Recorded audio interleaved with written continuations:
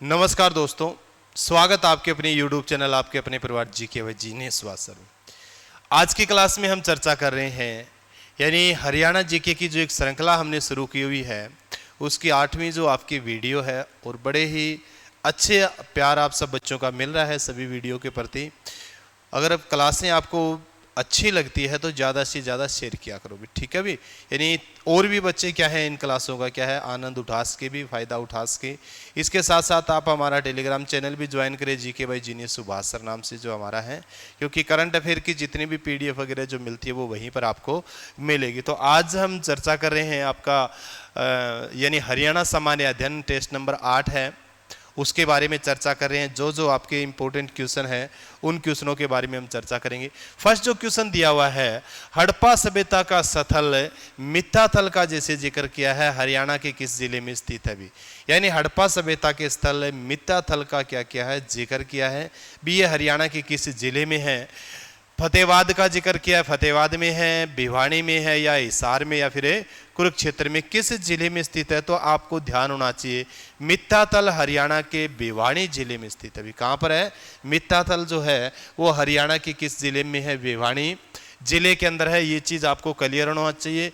फतेहाबाद में आपका बनावाली रहेगा भी, फतेहाबाद में क्या रहेगा आपका बनावाली रहेगा, ये भी आपको ध्यान होना चाहिए।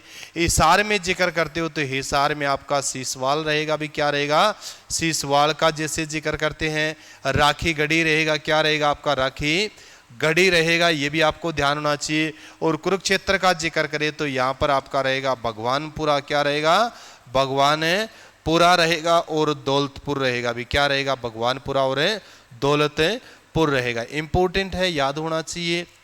हड़प्पा सभ्यता के मित्ताथल का जिक्र किया था, मित्ताथल आपके भिवानी जिले में स्थित है। हिसार जिले का जैसे जिक्र करें तो हिसार में आपका राखीगढ़ी सीसवाल है। फतेहाबाद जिले का जिक्र करें तो आपका बनावाली है। बनावाली के साथ साथ आप याद कर सकते हो यहाँ पर बिरडाना भी आप याद कर सकते हो। बिरडाना पूछा गया 1-2 बार क्वेश्चन, ये बिरडाना है। कुनाल का जैसे जिक्र करते हैं, कुनाल बिरडाना और बनावाली ये हरियाणा के फतेहाबाद जिले में स्थित है, ठीक है। ये चीज आपको क्लियर होना चाहिए। तो मित्ताथल का हम जिक्र कर रहे थे। उसके बाद में जैसे जिक्र किया था हमने मित्ताथल के बाद में मैंने बताया था हरियाणा के हिसार जिले की। अब थोड़ी थोड़ी जानकारी आपको ध्यान होना चाहिए। जैसे हमने जिक्र किया था बनावाली है, हड़प्पा सभ्यता की मैंने बार बार आपको बताया है। हड़प्पा जो सभ्यता है ये एक प्राचीन सभ्यता है। 2350 ईस्वी पूर्व से लेकर 1750 ईस्वी पूर्व तक इसका कार्यकाल माना जाता है। लगभग 12,99,600 वर्ग किलोमीटर क्षेत्रफल में ये फैला हुआ था। इसका उत्तरी किनारा मैंने आपको बताया था मांडा, दक्षिणी दाइमाबाद और पूर्वी किनारे का जब हम जिक्र करते हैं तो पूर्वी जो किनारा था वो आलमगीरपुर है, मेरठ उत्तर प्रदेश में जिक्र करते हैं। और पश्चिमी किनारा सुतका गेंडोर। इतने क्षेत्र में क्या है ये आपकी सभ्यता फैली हुई थी। इतने क्षेत्र के अंदर क्या थी आपकी ये सभ्यता फैली हुई थी, ये जानकारी भी आपको ध्यान होना चाहिए। अब बनावाली जो हड़प्पा सभ्यता इतने बड़े क्षेत्र में फैली हुई जो सभ्यता थी ने, उसका 6 प्रमुख नगर माने गए जो विकसित नगर थे। तो एक विकसित नगर जो कौन सा था आपका बनावाली था, ठीक है भी। 1973-74 में यहाँ पर क्या करवाई गई थी, खुदाई करवाई गई थी। किसके द्वारा, RS विस्ट के द्वारा भी, RS विस्ट यानी रविंदर सिंह विस्ट के द्वारा यहाँ पर खुदाई करवाई 1973-74 के अंदर। बिरडाना भी और कुनाल का जैसे जिक्र करते हैं, ये हड़प्पा सभ्यता के ऐसे स्थान है जहां पर परी हड़प्पा और हड़प्पा के बाद के बारे में जानकारी मिलती है। यानी तीनों सभ्यताओं, तीनों सत्रों के बारे में जानकारी जो मिलती है बिरडाना और कुनाल के बारे में। बिरडाना आपको ध्यान होना चाहिए फतेहाबाद से 14 किलोमीटर दूर है और यही 14-15 किलोमीटर दूर आपकी क्या है बनावाली है, ठीक है। रतिया के पास आपका क्या रहेगा कुनाल रहेगा। तो ये जानकारी आपको होना चाहिए। उसके बाद में जैसे आपने जिक्र किया, मैंने बताया था आपको, यानी आप पढ़ोगे जैसे इस चीज के बारे में जिक्र करें भी। हिसार जिले में मैंने जैसे बताया था आपको, तो हिसार जिले में क्या है आपका राखीगढ़ी। हड़प्पा सभ्यता का सबसे बड़ा स्थल का जिक्र करें हरियाणा में, ठीक है भी। यानी हड़प्पा सभ्यता का सबसे बड़ा स्थल हरियाणा में कौन सा है, वो राखीगढ़ी है, ठीक है भी। हरियाणा का जिक्र करें तो भारत में इसका स्थान कौन सा है, दूसरा भी, यानी हरियाणा में तो इसका प्रथम स्थान है, हरियाणा में प्रथम स्थान है। और आईएन इंडिया का जिक्र करें तो इंडिया में कौन सा स्थान है, राखीगढ़ी का दूसरा स्थान है, परंतु विकसित नगर नहीं है। विकसित नगर आपको ध्यान होना चाहिए भारत में 3 ही है, जिसमें से एक बनावली है, एक कालीबंगा का जिक्र करते हैं राजस्थान में, और एक लोथल गुजरात का जिक्र करते हैं। तो ये 3 हड़प्पा सभ्यता के विकसित नगर है भी, इनके बारे में भी आपको ध्यान होना चाहिए। राखीगढ़ी, सीसवाड़ का जिक्र किया था। उसके बाद में जैसे कुरुक्षेत्र में मैंने बताया था आपको भगवानपुरा भी, क्या है, भगवानपुरा, जैसे जहां से ये प्रमाण मिलता है भी आर्य सभ्यता के लोग और हड़प्पा सभ्यता के लोग साथ साथ रहे हैं, यानी आर्य सभ्यता के और हड़प्पा सभ्यता के लोग साथ साथ रहे हैं। और कुरुक्षेत्र में एक दौलतपुर है, ये भी आपका क्वेश्चन पूछा गया था भी दौलतपुर हड़प्पा सभ्यता का स्थल हरियाणा के किस जिले में है, तो ये जो रहेगा आपका कहां पर रहेगा, कुरुक्षेत्र के अंदर। इंपॉर्टेंट है, ये जानकारी आपको होना चाहिए इस चीज के बारे में। नेक्स्ट जो क्वेश्चन आपका दिया हुआ है, यानी नेक्स्ट जो क्वेश्चन बहुत इंपॉर्टेंट है, ये भी आपको ध्यान होना चाहिए इस चीज के बारे में। बड़ा कर लेता हूं क्वेश्चन को थोड़ा सा।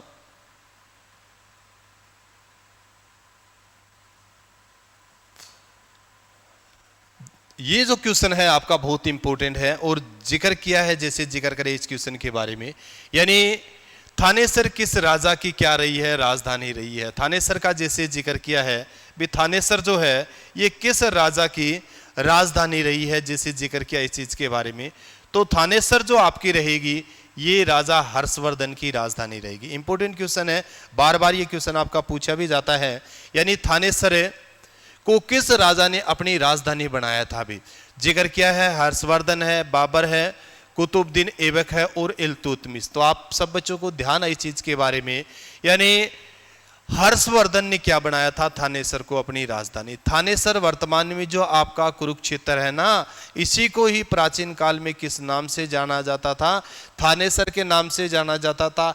आज भी कुरुक्षेत्र की जगह विधानसभा सीट जो आपकी कौन सी है, वो थानेसर विधानसभा सीट है। कौन सी विधानसभा सीट है, थानेसर विधानसभा सीट है, ध्यान होना चाहिए।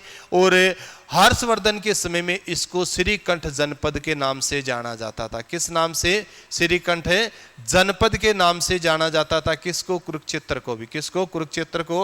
हर्षचरित का जैसे जिक्र करते हैं, हर्षचरित किसकी रचना थी, बाणभट्ट की थी। बाणभट्ट किसके दरबारी कवि थे, हर्षवर्धन के दरबारी कवि थे। ठीक है, ये आपको ध्यान होना चाहिए।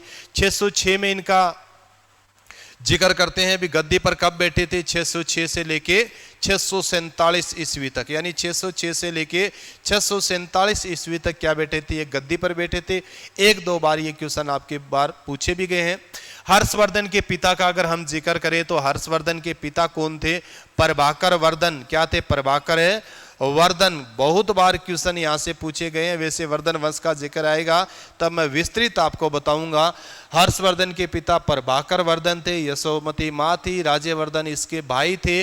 और राजेश्री का जिक्र करते तो राजेश्री इसकी बहन थी। गृहवर्मा इसके क्या थे, बहनोई थे। गृहवर्मा क्या थे, इसके बहनोई। तो ये अलग अलग तरीके के क्या बनते हैं, क्वेश्चन बनते हैं। तो हर्षवर्धन ने पहली राजधानी आपकी थानेसर बनाई थी, परंतु दूसरी राजधानी कौन सी बनाई थी इन्होंने, कनौज को भी। किसको बनाया था, कनौज। यानी दूसरी राजधानी क्या थी इसकी, कनौज थी। कनौज भारत के किस राज्य में है, आपका यूपी उत्तर प्रदेश में है, जिसको इत्तर नगरी कहा जाता है। क्या कहा जाता है, इत्तर नगरी कहा जाता है। खुशबुओं का शहर कहा जाता है, खुशबुओं का शहर, यानी खुशबुओं का शहर भी हम किसको कहते हैं, वो कनौज को कहते हैं। आलू सबसे ज्यादा यहीं पर होता है। और भारत की सबसे पहले निर्विरोध सांसद चुने जाने वाली महिला डिंपल यादव भी यहीं से चुनी गई थी। ठीक है भी, तो ये चीज आपको क्लियर होना चाहिए चीज के बारे में। और भी ऑप्शन जो दिए हुए हैं, उन ऑप्शनों से संबंधित हमारे कई और क्वेश्चन बनते हैं, जिक्र करें जैसे। तो ऑप्शन से संबंधित जैसे एक ऑप्शन आपका दिया हुआ है, बाबर दिया हुआ है। क्या बाबर थानेसर का राजधानी रही है, नहीं भाई, बाबर की राजधानी अलग थी, कुतुबुद्दीन ऐबक की राजधानी अलग थी, उसके अलावा इल्तुतमिश की राजधानी अलग थी। ठीक है भी, पढ़ते हैं इनके बारे में भी। बाबर को आपको ध्यान होना चाहिए, बाबर ने भारत पर राज किया था 1526 से लेके 1530 तक। ठीक है भी, 1526 में पानीपत के प्रथम युद्ध में के बाद इन्होंने भारत में किस वंश की स्थापना की थी? मुगल वंश की स्थापना की थी। राजधानी किसको बनाया था इन्होंने? दिल्ली को। भी किसको राजधानी बनाया था इन्होंने? दिल्ली को राजधानी बनाया था। इंपोर्टेंट है, ध्यान होना चाहिए। 1483 में फरगना उज्बेकिस्तान में इनका जन्म हुआ था बाबर का। बाबर नामा इनकी आत्मकथा है जो किस भाषा के अंदर है? तुर्की भाषा के अंदर है। दिल्ली को राजधानी बनाया था। कुतुबुद्दीन ऐबक का जिक्र करें तो कुतुबुद्दीन ऐबक ने अपनी राजधानी बनाई थी लाहौर को। भी किसको? लाहौर। और आपको ध्यान होना चाहिए वही कुतुबुद्दीन ऐबक है जिसने गुलाम वंश की स्थापना की थी। किसकी स्थापना की थी? गुलाम वंश। तो गुलाम वंश की स्थापना करने वाला कौन था आपका? कुतुबुद्दीन ऐबक। इंपोर्टेंट है, गुलाम वंश, गुलाम वंश का जैसे जिक्र करते। ये संस्थापक था, मैंने कहा था ना, एक दिन पहले भी बताया था, मोहम्मद गौरी का दास था। गौरी की मृत्यु 1206 में हो जाती है। मृत्यु होने के बाद में ये स्वतंत्र राजा बनता है और एक नए वंश की स्थापना करता है, गुलाम वंश की। गुलाम वंश की स्थापना करके ये गद्दी पर कब से कब तक बैठता है? 1206 से लेके 1210 तक। और 1210 में आपको ध्यान होना चाहिए पोलो खेलते हुए, क्या खेलते हुए? बहुत बार, सैकड़ों बार ये क्वेश्चन पूछा गया है। पोलो खेलते हुए या चौगान खेलते हुए, या चौगान खेलते हुए किस राजा की मृत्यु हो गई थी? कुतुबुद्दीन ऐबक की मृत्यु हो गई थी, जिसको द्वितीय हातम ताई या लाख बख्श के नाम से भी जाना जाता है। ठीक है भी, ये चीज आपको कुतुबुद्दीन ऐबक के बारे में पढ़ना, क्योंकि एक दो बार ये क्वेश्चन पूछा गया है। भी कुतुबुद्दीन ऐबक की राजधानी कौन सी थी? तो कुतुबुद्दीन ऐबक ने राजधानी बनाई थी लाहौर। इसको दिल्ली किसने स्थानांतरित किया था? जिक्र करें इस चीज के बारे में। भी दिल्ली स्थानांतरित करने वाला कौन था? तो दिल्ली जो स्थानांतरित इसको किया था, यानी दिल्ली स्थानांतरित करने वाला जो था, दिल्ली स्थानांतरित जो इसको किया था,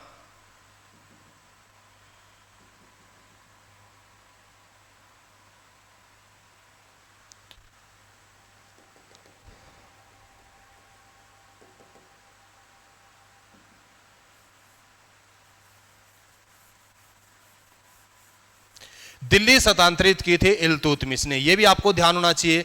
यानी कुतुबुद्दीन ऐबक ने तो जो बनाई थी वो लाहौर बनाई थी, परंतु दिल्ली स्थानांतरित करने वाला जो राजा था वो कौन था? आपका इल्तुतमिश था। कौन था आपका? इल्तुतमिश। ठीक है, ये चीज भी आपको ध्यान होना चाहिए, इस चीज के बारे में बहुत इंपॉर्टेंट है। यानी इल्तुतमिश ने क्या किया था? इसको स्थानांतरित किया था। ठीक है भी, इल्तुतमिश जो रहा था ये भी गुलाम वंश का राजा है और 1206 से लेके 1236 तक क्या किया था? इसने राज किया था। राजधानी इसने स्थानांतरित की थी लाहौर से लेके कहां आया था? ये दिल्ली लेके आया था भी। ठीक है भी, और क्या बनाया था? सबसे ज्यादा इंपॉर्टेंट इनसे बनता है चालीसा बनाया था भी। क्या बनाया था इसने? चालीसा, यानी चहलगानी, तुर्क ए चहलगानी, 40 सरदारों का एक संगठन बनाया था जो क्या चलाता था? इसका राजकाज चलाता था। परंतु जैसे ही 1266 में बलबन आया तो बलबन ने सबसे पहले किसको समाप्त किया था? आपके चहलगानी या चालीसा को समाप्त किया था। ये वही इल्तुतमिश है जिसकी पुत्री रजिया सुल्तान जो 1236 से 1240 तक दिल्ली के ऊपर राज करती है और भारतीय इतिहास में पहली मुस्लिम शासिका के रूप में उभर कर आती है। ठीक है भी, तो ये एक बड़ा महत्वपूर्ण क्वेश्चन था हर्षवर्धन से संबंधित, जैसे हमें जिक्र कर रहे थे।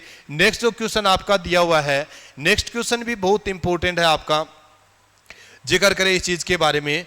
नेक्स्ट जो क्वेश्चन है आपका, यानी हरियाणा का काला सोना किसे कहा जाता है? हरियाणा के काला सोना का जैसे जिक्र किया, तो हरियाणा का काला सोना जो कहेंगे हम किसको कहेंगे? हरियाणा का काला सोना कहा जाता है कपास को या कोयला को, पेट्रोलियम को, या फिर मुर्रा भैंस को। तो मुर्रा जो भैंस है इसको हरियाणा का क्या कहा जाता है? काला सोना कहा जाता है। बहुत इंपॉर्टेंट है, यानी हरियाणा का काला सोना किसे कहते हैं? हमें मुर्रा नस्ल की जो भैंस है, उत्तम क्वालिटी की जो भैंस है, उसको क्या कहते हैं? हमें हरियाणा का काला सोना। इंपॉर्टेंट है। कपास को किस नाम से जानते हैं? सफेद सोना कहा जाता है। सफेद सोना, सफेद सोना कहा जाता है कपास को। कपास हरियाणा में मैंने आपको बताया था सबसे ज्यादा होती है सिरसा में, और भारत में अगर हम जिक्र करें तो किसमें? गुजरात में। ठीक है भी, अगर आपसे पूछे भी भारत में अमेरिकन कपास कहां पर होती है सबसे ज्यादा? अमेरिकन कपास भी। ठीक है, अमेरिकन जो कपास होती है ना, अमेरिकन कपास, इसका उत्पादन भारत में होता है श्री गंगानगर में भी। कहां पर होता है? श्री गंगानगर में होता है। और श्री गंगानगर को राजस्थान का अनागार कहा जाता है, राजस्थान का अनागार कहा जाता है। कपास पैदा करनी शुरू किसने की थी? सबसे पहले हड़प्पा सभ्यता के लोगों ने, हड़प्पा सभ्यता के लोगों ने सबसे पहले कपास को लगाने का यानी कपास का उत्पादन करना क्या कर दिया था? उन्होंने शुरू कर दिया था। ये भी आपको जानकारी होनी चाहिए। तो हरियाणा में काला सोना जो कहते हैं ना, हम काला सोना जो कहा जाता है वो किसको कहा जाता है? वो मुर्रा नस्ल की भैंस है, उसको कहा जाता है हरियाणा के अंदर काला सोना। बहुत इंपॉर्टेंट है, उत्तम क्वालिटी की भैंस है, दूध देने की जो इसकी अक्षमता है वो बहुत ज्यादा है। और वसा की मात्रा का अगर हम जिक्र करें तो वसा की मात्रा भी इसके दूध में बहुत ज्यादा होती है। ठीक है भी। इसके बाद में जैसे जिक्र करें कोयले का, जैसे जिक्र करें, इसको भी काला सोना कहा जाता है। भी भारत में अगर पूछिए आपसे भी काला सोना किसे कहा जाता है? काला सोना कहेंगे हम कोयला को भी। ठीक है भी। काला सोना कहाँ किसको कहेंगे? हमें कोयला को कहेंगे। खासकर काला सोना पाया जाता कहां पर, अर्थात कोयला कहां पर पाया जाता है सबसे ज्यादा? छोटा नागपुर का पठार भी, यानी छोटा नागपुर का पठार जो है ना, छोटा नागपुर का पठार का जैसे जिक्र करते हैं, यहां पर सर्वाधिक क्या पाया जाता है? कोयला पाया जाता है। जिसमें से झारखंड, वेस्ट बंगाल, उड़ीसा का हम जिक्र करते हैं, यानी बोकारो है, झरिया है, क्योंझर है, सोनाई है, मयूरभंज है। ये जो क्षेत्र है ना, ये किस लिए फेमस आपको ध्यान होना चाहिए? कोयले उत्पादन के लिए। कोयले को भारत में काला सोना कहा जाता है। क्या कहा जाता है? काला सोना कहा जाता है। बहुत इंपॉर्टेंट है। उसके अलावा तरल काला सोना किसे कहते हैं? तरल काला सोना भी। तो तरल काला सोना कहा जाएगा किसको? आपको ध्यान होना चाहिए। तो तरल काला सोना हम किसको कहते हैं? पेट्रोलियम को। किसको कहते हैं? पेट्रोलियम। आपको ध्यान होना चाहिए, भारत में सबसे पहले तेल का कुआं खोदा गया था डिगबोई। कहां पर खोदा गया था? डिगबोई। ये डिगबोई भारत के किस राज्य में है? असोम। किस राज्य में है? असोम। आपने पढ़ा होगा, डिगबोई है, नाहरकटिया है, कामरूप है, नामरूप है, बोगाई गांव है। ये तेल क्षेत्र भारत के किस राज्य में है? ये तेल क्षेत्र भारत के असम राज्य में। किस राज्य में है? असम राज्य में है। असम राज्य की राजधानी दिसपुर है। भी क्या है? दिसपुर है। ये भी आप पढ़ना है। खासकर एक बार एसएसएससी में अंकलेश्वर के बारे में पूछा हुआ था। अंकलेश्वर तेल शोधन कारखाना भारत के किस राज्य में है? तो अंकलेश्वर तेल शोधन कारखाना भारत के गुजरात राज्य में। किस राज्य में? गुजरात राज्य में है। तो हरियाणा का काला सोना मुर्रा नस्ल की भैंस को कहा जाता है। भारत में काला सोना कोयले को कहा जाता है। भारत में तरल काला सोना कहा जाता है पेट्रोलियम को। और भारत में सफेद सोना कहा जाता है आपकी कपास को भी। किसको कहा जाता है? कपास को। बड़ा महत्वपूर्ण क्वेश्चन था। नेक्स्ट जो क्वेश्चन आपका दिया हुआ है, नेक्स्ट भी बहुत इंपॉर्टेंट है। भी बार बार आपका ये क्वेश्चन पूछा जाता है, भी हरियाणा का पेरिस किसे कहा जाता है? कई बार ये क्वेश्चन आपका रिपीट हुआ है भाई। यानी हरियाणा का पेरिस का जैसे जिक्र करें, भी हरियाणा का पेरिस के नाम से किसे जाना जाता है? भी बार बार ये क्वेश्चन आपका रिपीट हुआ है, हमेशा एग्जाम में पूछा जाता है। तो हरियाणा का पेरिस के नाम से किसे जानते हैं हम? पानीपत को, करनाल को, सोनीपत को या फिर जींद को? तो हरियाणा का पेरिस कहा जाता है करनाल को। किसको कहा जाता है? करनाल को कहा जाता है। हरियाणा का पेरिस भी कहा जाता है इसको, और धान का कटोरा भी कहा जाता है। क्या कहा जाता है? हरियाणा का पेरिस भी इसको कहा जाता है, और धान का कटोरा भी कहा जाता है। देखो, कई तरह के क्वेश्चन बनते हैं। अगर आपसे पूछे भारत का पेरिस किसे कहते हैं? भारत का पेरिस, तो भारत का पेरिस कहेंगे हम किसको? जयपुर को भी। भारत का पेरिस क्या है? आपका जयपुर है। जयपुर किस राज्य की राजधानी? आपको ध्यान होना चाहिए, आरजे, राजस्थान की। अब ये पेरिस जो है आपकी क्या बला है? मैंने आपको ध्यान होना चाहिए, फ्रांस देश है, एक यूरोप कंट्री है फ्रांस। यूरोप देश की राजधानी है क्या? पेरिस। और पेरिस को विश्व में फैशन नगरी के नाम से जाना जाता है। पेरिस को विश्व में किस नगरी के नाम से? फैशन नगरी के नाम से जाना जाता है। इसकी उपाधि दी जाती है भारत में जयपुर को, और हरियाणा में करनाल को। हरियाणा में करनाल को। पेरिस में आपको ध्यान होना चाहिए किस नदी के किनारे स्थित है? सीन नदी के किनारे स्थित है। अभी कौन सी नदी है? ये सीन नदी है। यानी फ्रांस देश की तो क्या है? ये राजधानी है। और सीन जो नदी है, सीन नदी की क्या है, सीन नदी के ऊपर ये स्थित है शहर पेरिस में। ठीक है भी, इंपॉर्टेंट है, जिसको विश्व की फैशन है नगरी के नाम से भी जाना जाता है, ये भी आपको ध्यान होना चाहिए। इसके बाद में जैसे जिक्र करें और जो हम पढ़े हैं, जैसे पानीपत का जिक्र किया है, सोनीपत का जिक्र किया है, जींद का जैसे जिक्र किया, इनको भी किस उपनाम से जाना जाता है पता तो होना ही चाहिए ना। यानी करनाल जो है, यानी करनाल को तो हमने पढ़ लिया भी, हरियाणा का पेरिस कहा जाता है और धान का कटोरा कहा जाता है, धान का कटोरा कहा जाता है। बार बार ये क्वेश्चन आपका रिपीट भी होगा। ठीक है भी, धान का कटोरा। पानीपत को कहा जाता है बुनकरों का शहर। क्या कहा जाता है? बुनकरों का शहर कहा जाता है। आपको ध्यान होना चाहिए, बुनकरों का शहर। पेट्रोकेमिकल्स हब है, अमोनिया का यहाँ पर प्लांट है, और अल्ताफ हुसैन हाली का जैसे जिक्र करते हैं संबंध यहीं से है, और इब्राहिम लोदी का मकबरा भी यहीं पर है, पानीपत का जैसे जिक्र करते हैं। ठीक है भी, और जिक्र करें काबुली मस्जिद, ठीक है, काबुली बाग, वो भी कहाँ पर आपका पानीपत के अंदर है। सोनीपत भी बहुत इंपॉर्टेंट है, बार बार आपसे पूछे भी जाते हैं। सोनीपत का जैसे जिक्र करते हैं एजुकेशन सिटी के नाम से। अब सोनीपत जो है इसको किस उपनाम से जाना जाता है? एजुकेशन, यानी एजुकेशन सिटी के नाम से किसको जानते हैं हम? एजुकेशन सिटी जो है, एजुकेशन सिटी के नाम से सोनीपत को भी। ठीक है भी, ये वही सोनीपत है जिसको प्राचीन काल में हम सोनप्रस्थ के नाम से जानते थे, सोनप्रस्थ या सोनप्रस्थ के नाम से जानते थे। ये एक पांडवों ने जो कौरवों से 5 गांव मांगे, उस गांव में से एक ये था भी आपका। जींद को किस नाम से जाना जाता है? Heart of Haryana, heart of Haryana के नाम से जाना जाता है, हार्ट ऑफ हरियाणा कहा जाता है इसको। और दुगध नगरी के नाम से, हरियाणा में इसको दुगध नगरी के नाम से भी जाना जाता है, दुगध नगरी भी। ठीक है भी, मैंने 2 बारी पहले भी आपको बताया है भी, हरियाणा में दुगध नगरी के नाम से इसको जानते हैं। दुगध नगरी जो है, दुगध नगरी के नाम से इसको जानते हैं, बहुत इंपॉर्टेंट है। और ये एक ऐसा जिला है जो 1 नवंबर 1966 को बना था।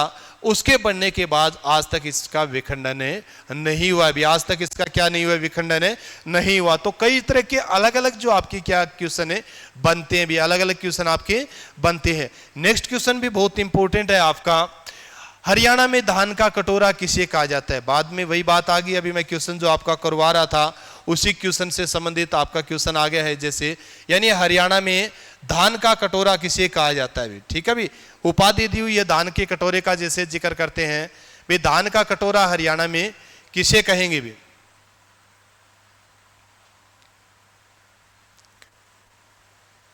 तो हरियाणा में धान का जो कटोरा कहा जाता है, धान का कटोरा। ठीक है भी, तो धान का कटोरा किसको कहेंगे हम? करनाल को। किसको कहेंगे हमें?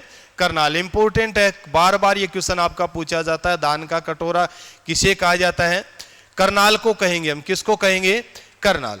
अब धान का कटोरा क्यों कहा जाता है? क्योंकि ये एक करनाल के पास, एक करनाल का जैसे जिक्र करते हैं हम, करनाल है। कुरुक्षेत्र का जैसे आप जिक्र करते हो, कुरुक्षेत्र। और कैथल का जैसे जिक्र करें ना, ये एक बेल्ट है। ये क्या है? एक बेल्ट है जहां पर सर्वाधिक क्या होता है आपका? बासमती चावल होता है। क्या होता है? बासमती धान होता है यहाँ पर, बासमती धान। और सर्वाधिक जो होता है वो कहां पर होता है? आपका करनाल में होता है। इसीलिए इसको धान का कटोरा कहा जाता है। क्या कहा जाता है? धान का कटोरा कहा जाता है। इस बासमती धान को हम यूरोप देशों में क्या करते हैं? यूरोप देशों के अंदर इसको निर्यात करते हैं। सर्वाधिक डिमांड है, सबसे ज्यादा मांग है किसकी? बासमती चावल की। किन देशों के अंदर? यूरोप के देशों में, हरियाणा के। ठीक है, इसीलिए इसको धान का कटोरा कहा जाता है। इंपॉर्टेंट है, आपको ध्यान होना चाहिए। चावल का जैसे जिक्र करते हैं, वैसे देखो बासमती चावल के कारण है भारत में सर्वाधिक धान तो कहां होता है? आपके पश्चिम बंगाल में। यानी भारत में सबसे अधिक धान जो होता है वो कहां पर होता है? पश्चिम बंगाल में होता है। यहां पर साल में धान की 3 फसलें ली जाती है, साल में 3 फसलें ली जाती है, जिसमें से एक आपकी अमन है, दूसरी आपकी कौन सी है? बोरा है, और तीसरी कौन सी आपकी? ओस। क्या है? आपकी ओस। तो 3 फसलें ली जाती है किसमें? बंगाल। तो भारत में सर्वाधिक धान का उत्पादक राज्य तो आपका वेस्ट बंगाल है, जिसमें साल में धान की 3 फसलें ली जाती है।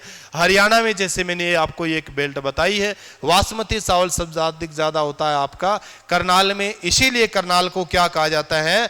करनाल को कहा जाता है धान का कटोरा। क्या कहा जाता है? धान का कटोरा कहा जाता है। इंपोर्टेंट अभी, ठीक है। इसके साथ जैसे आपको जिक्र करिए और भी आपके जिले जैसे दिए हुए हैं, करनाल के बाद में यमुनानगर है, हिसार है, हिसार के बाद जैसे आपका महेंद्रगढ़ है। इनमें किन किन का उत्पादन होता है या किन के नाम से इनको जाना जाता है, ठीक है। अब जैसे आप पढ़ोगे, यमुनानगर को हम पेपर सिटी के नाम से जानते भी, पेपर सिटी, यानी यमुनानगर जो है वो पेपर सिटी के नाम से जाना जाता है, अर्थात कागज नगरी के नाम से जाना जाता है। सब सर्वाधिक लुगदी उद्योग, कागज उद्योग अगर हरियाणा के किसी जिले में ना, तो वो जिला कौन सा रहेगा? आपका यमुनानगर। कौन सा जिला रहेगा? आपका यमुनानगर जिला रहेगा। बहुत इंपॉर्टेंट है, ये जानकारी भी आपको होना चाहिए। इसके अलावा हिसार का जिक्र करें तो हिसार को आप मैग्नेट सिटी के नाम से जानते हैं, मैग्नेट सिटी, या फिर इसको स्टेनलेस सिटी के नाम से भी हम जाते हैं, स्टेनलेस सिटी के नाम से भी इसको जाना जाता है। किसको? हिसार को। हिसार फिरोजा के नाम से भी इसको जाना जाता है, क्योंकि फिरोज शाह तुगलक ने क्या बनाया था? इसको अपनी राजधानी बनाया था। फिरोज शाह तुगलक ने क्या बनाया था? इसको अपनी राजधानी बनाया था। और 1354 से 1356 में यहाँ पर उन्होंने एक दुर्ग अर्थात किला भी स्थापित किया था फिरोज शाह तुगलक ने। तो ये भी आपको जानकारी होना चाहिए। महेंद्रगढ़ को क्या कहा जाता है? मैंने एक दिन पहले भी बताया था, पिछली वीडियो में भी बताया था, ऋषि मुनियों का शहर कहा जाता है, ऋषि मुनियों। तो ऋषि मुनियों का शहर किसे कहेंगे?